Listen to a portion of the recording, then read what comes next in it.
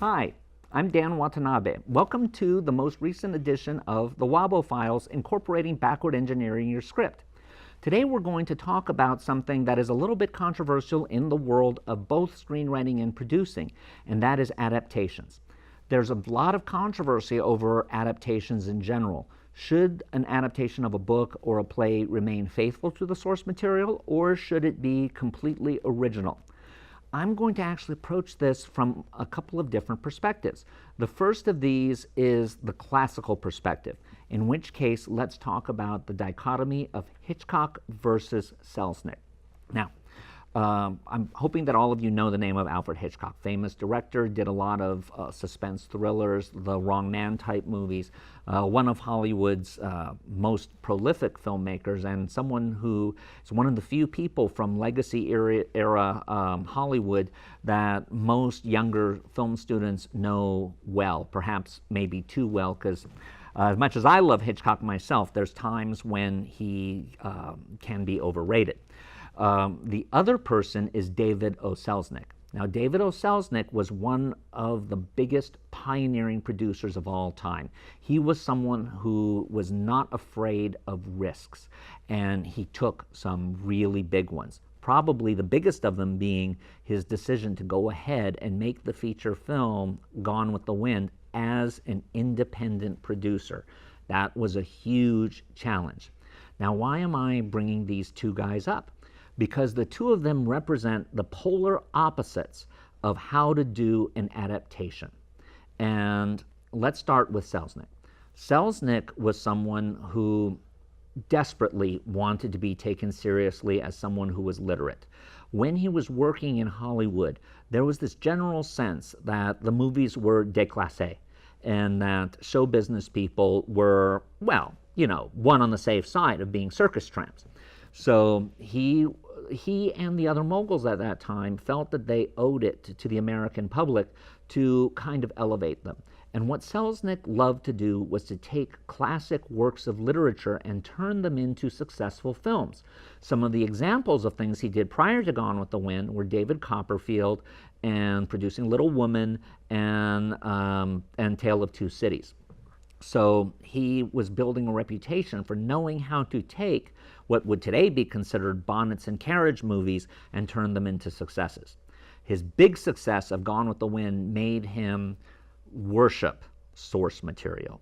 He had a theory which you say today to a lot of Hollywood screenwriting teachers, and they scream for the saints and take a faint because they're so shocked by it. He felt that it was vitally important that when you do an adaptation, particularly of something that was successful, that audiences would forgive you for leaving things out, but they wouldn't forgive you for inventing new things and putting them in its place. He would also quote an old Chinese proverb, who knows if it was really Chinese, I know I'm Asian, but I'm not sure on this, that said that a work of art was equally important for its flaws as it was for the things that made it great. And in a way, the flaws made the greatness shine even more. And if you think about something like Gone with the Wind, you had a sprawling novel in which, as future producer Val Lewton would say, everything happens twice and it's incredibly diffuse. And he didn't know how it could be adapted, which, history will tell you he was totally wrong, right? But still, Selznick believed that, and he tried to stay as faithful to that novel as he could, and he wound up with a film that, despite some complaints today about its racial insensitivity and some of the violence that it exhibits towards women, although maybe at some point I'll do a thing on that and explain why it isn't that, and it's actually not the movie you think it is. It actually went on to be probably the #1 or #2 box office hit of all time in adjusted dollars. Yes, it was that big a hit. Now, let's move over to Alfred Hitchcock. Alfred Hitchcock was someone who understood very implicitly that your movie audience was much wider than your book reading audience or your newspaper reading audience or any of that.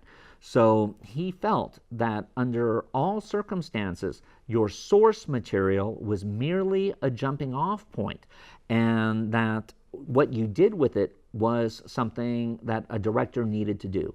That a director and later producer, because don't forget Hitchcock was also a producer, was to make it so that the film would work as a film, not as a recapturing of the novel. So you see movies of his such as The 39 Steps, or a lot of the things he was doing in Britain, Jamaica Inn, which were based on source material, weren't faithful at all. They merely used the source material as a jumping off point. In fact, Hitchcock would do that for the rest of his career, including works such as Marnie or the Birds or even Psycho. There's a vast difference between the way the novels were written and the movies were made. He and Selznick came together in the period after Gone with the Wind. What happened there was that Selznick was riding high, and he had bought the rights to Daphne du Maurier's hugely successful book, Rebecca, and he wanted to make that his next film. Hitchcock had wanted to buy the rights to Rebecca while he was still in England, but that so wasn't going to happen. The book was a bestseller, and certainly an English filmmaker wouldn't have the financial resources to even think about buying something that Tony. So the fact that Selznick had seen some of Hitchcock's work and thought that he would be the perfect person to direct it, you would think would be a match made in heaven. It was actually a match made someplace entirely differently. Hitchcock did his initial take on the book, which made a lot of the romantic side of the story into fodder for jokes, such as the romantic hero being introduced to the heroine smoking a cigar that was making her sick, such as having a crazy, I think, mother living in a tower of the haunted house Manderley. And when Selznick saw this, he almost had a heart attack. And he had a total conniption, and he could not believe Hitchcock would do this. Selznick won that battle, and Rebecca turned out to be a hugely auspicious debut for Alfred Hitchcock in the United States and jump-started his career. The two men, even though they worked together on a number of other projects, never really got along after that. Even though Hitchcock, even in Hitchcock Truffaut, says that he respected Selznick for what he did, because when Hitchcock became his own producer, he saw just how tough that life was. Flashing to closer to the present, we see that Hollywood is still faced with this challenge. Do you follow a book exactly, or as close as you can, or do you go off and make something that's completely wild? I wish I could tell you there was an easy answer, but there isn't, because in certain cases, doing something that's far removed from the source material is not only something you could do, but something you absolutely should do, even if the work was a bestseller. Think about, okay, this is a little bit old school, but think about 3 Days of the Condor, which started as a book called 6 Days of the Condor. 6 Days of the Condor is a very diffuse narrative. 3 Days of the Condor is a very, very tight movie. It's a much better movie than the book. Think about Mario Puzo, who adapted his own best-selling book, The Godfather, into the screen. The Godfather is similar to the book in terms of its basic plot, but in terms of its enactment, in terms of its story, in terms of its narrative, they're not in the same league. The movie The Godfather takes the events of the book and enriches them to a point that it's almost unbelievable that the same guy wrote both the screenplay and the novel. Take another older film, Jaws. Look at what happened with that the Peter Benchley book was pretty much a throwaway book that you would read on the beach in between bouts of volleyball with your other friends. But it really wasn't beyond that.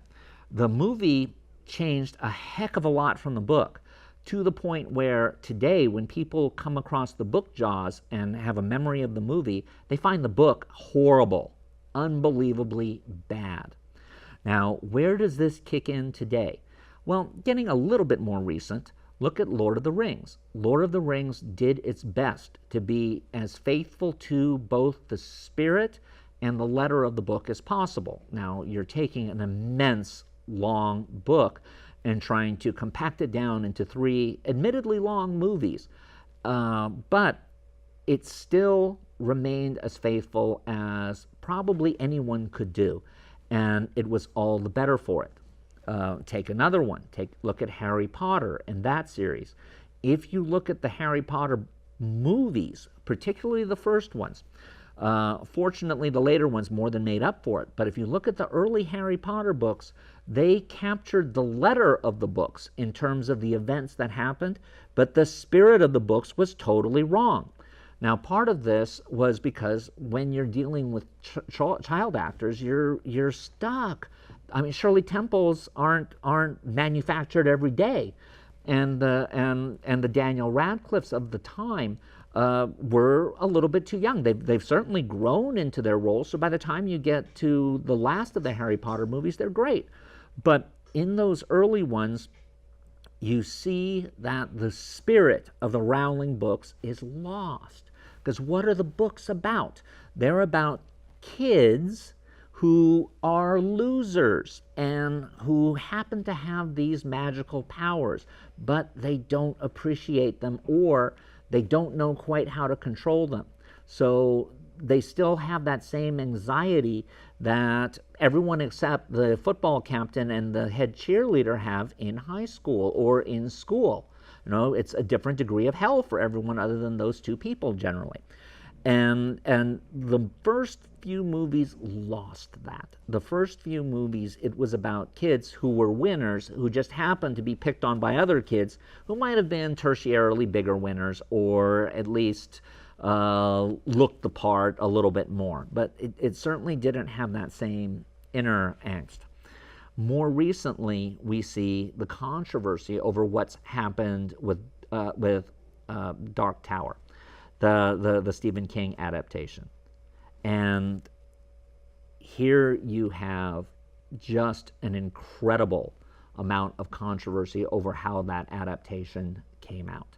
And now I haven't seen it, so I'm not right to talk about it too much, except to say that most of the criticism that's been levied against it is from fans of the books, who felt that the movie was a travesty of what the book was putting forward, that it was at once too abbreviated, too much of an alternative universe, as opposed to a faithful retelling. And for a lot of people who have loved Stephen King, this was a big problem. And the people who were liking it were the ones who weren't necessarily familiar with it and were into it as just another big spectacle. So when you're dealing with works that existed in another form, please be aware that it might be at its highest and best in that other form, and then pretty much you're kind of stuck with My Fair Ladying it, kind of putting it in amber, so to speak, and not really making it into a film. Otherwise, you might risk eternal damnation from its fans. Or you're going to have to figure out how to make it into a film. The battle between Selznick and Hitchcock rages on today. Hope you enjoyed this. Please like and subscribe, and I will see you next time.